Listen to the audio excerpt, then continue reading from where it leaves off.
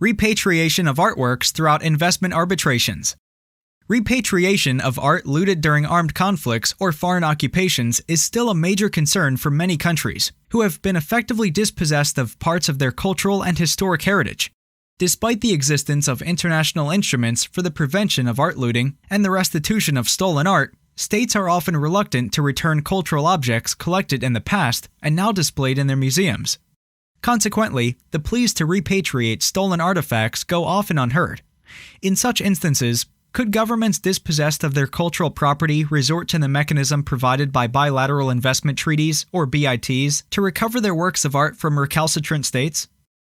An evolving legal framework, from the right of booty to its prohibition. Until the second half of the 19th century, international law practically recognized the jus praede, right of booty, or prize right, meaning the winning army could take or destroy the property of the enemy upon its defeat. The 1874 Brussels Declaration was the first attempt to codify the then emerging denial of the right of booty. This declaration was seminal in the adoption of the 1899 and 1907 Hague Conventions on Land Warfare and the annexed regulations, which forbid the seizure or destruction of works of art in wartime. The blatant and systematic art looting committed by the Nazi regime during the Second World War called for the adoption of the first international convention exclusively focused on the protection of cultural property, the 1954 Hague Convention for the Protection of Cultural Property in the Event of Armed Conflicts. This instrument was in turn influenced by the 1943 London Declaration, which, among other things, declared invalid any transfers of property by the Nazis concerning works of art. The first protocol to the 1954 Hague Convention, which was adopted on the same year, regulates the circulation of cultural property during wartime by imposing on occupying powers the obligation to prevent the exportation of cultural property and, in the event of its exportation, the obligation to return such property. This return is deemed to be unconditional and no time bar applies for bringing a claim for return. Furthermore, the first protocol lays out that cultural property shall never be retained as war reparations. In the wake of the independence movements during the 1960s, many countries were eager to recover their cultural objects located in the museums of former colonial powers.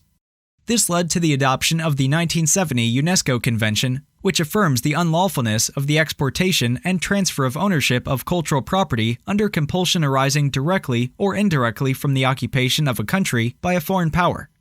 Consequently, such illicit exportations or sales of cultural property are to be regarded as null and void. Therefore, the UNESCO Convention arguably enables the recovery of misappropriated cultural property upon the end of a foreign occupation.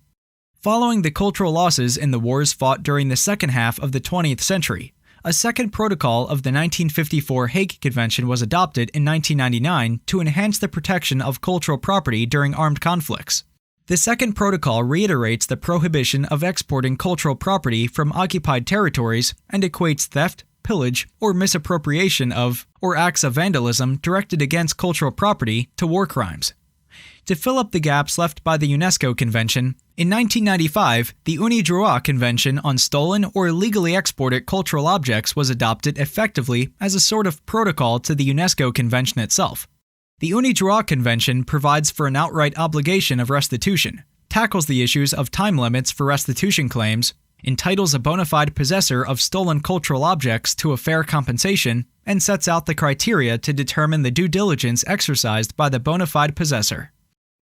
Weakness of the legal framework.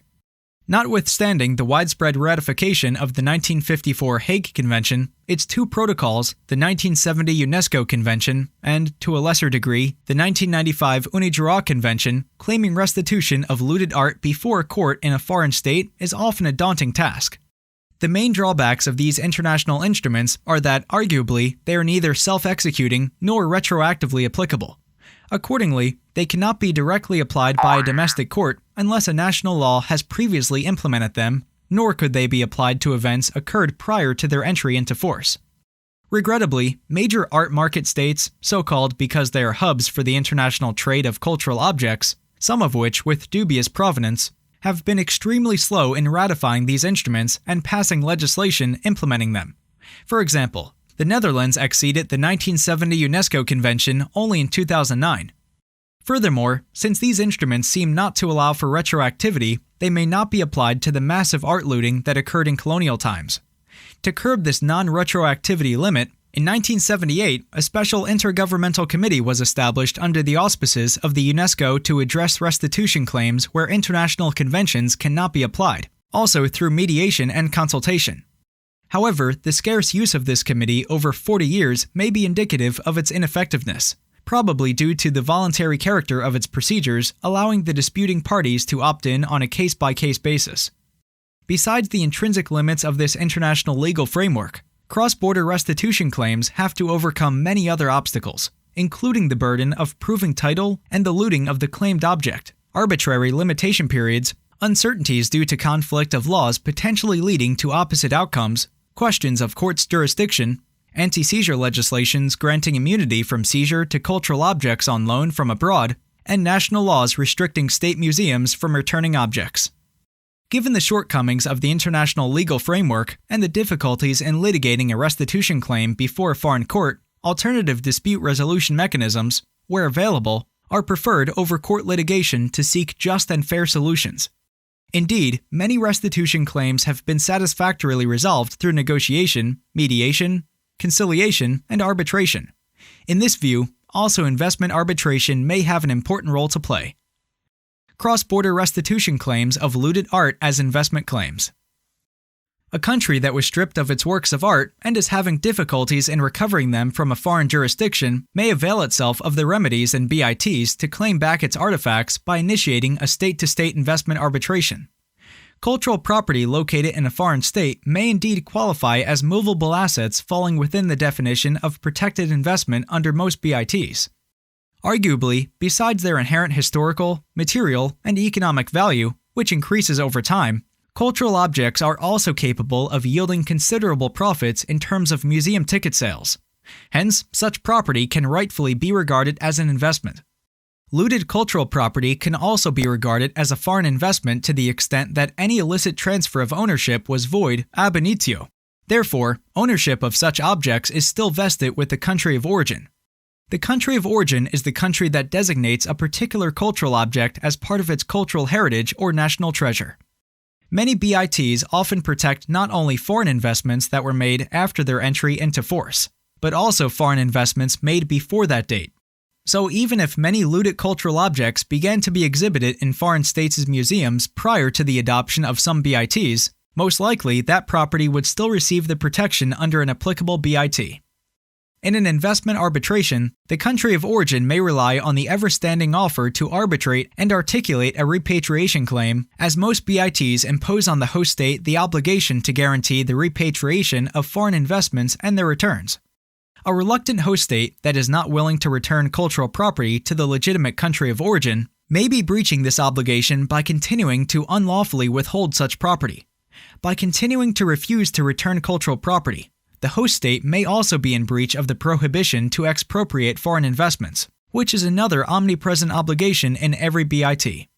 Thanks to the arbitration provision contained in BITs, the host state might be compelled to perform the restitution of looted cultural property and compensate the country of origin with a fair and reasonable sum amounting to the profits generated by the cultural property exhibited in the host state's museum. Non-retroactivity of treaties and continuing breaches. Generally, international treaties do not apply retroactively to ensure legal certainty. This principle is codified in Article 28 of the Vienna Convention on the Law of Treaties, or VCLT. Nevertheless, the non-retroactivity principle comes with a notable exception in case of a continuing breach of an international obligation. Article 28 of the VCLT is clear on this point as it rules out the retroactive application of a treaty provided that the relevant situation to which a treaty may apply ceased to exist before the entry into force of that treaty. Accordingly, where the relevant situation has not ceased yet by the time a treaty has entered into force, that treaty will apply to that ongoing situation arising out of the conduct of a state which remains not in conformity with the treaty obligations, in line with Article 14.2 of the Articles on State Responsibility. As the international legal framework applicable to looted art provides for the obligation to prevent the looting of cultural property and the obligation to return such property, The conduct of many European states may continue to be in breach of such obligation insofar as they have not yet performed the restitution of cultural property looted during the colonial period upon the requests of African, American, and Asian countries. Conclusion. The current international legal framework applicable to the looting of cultural property formulates adequate standards for the prevention and restitution of looted art. Nevertheless, misappropriation of cultural objects remains a widespread and unsettled problem. Cultural property is undoubtedly worthy of legal protection, particularly in cross-border cases. Where the request of the country of origin to get back its cultural property meets the refusal of the host state or host state's museum, a state-to-state investment arbitration may provide that sought-after legal protection. Such procedure might be resolutive, since it would put teeth into the existing legal framework thanks to the everlasting offer to arbitrate and the binding effect of arbitral awards. Bottega di Bella, empowering your international rights.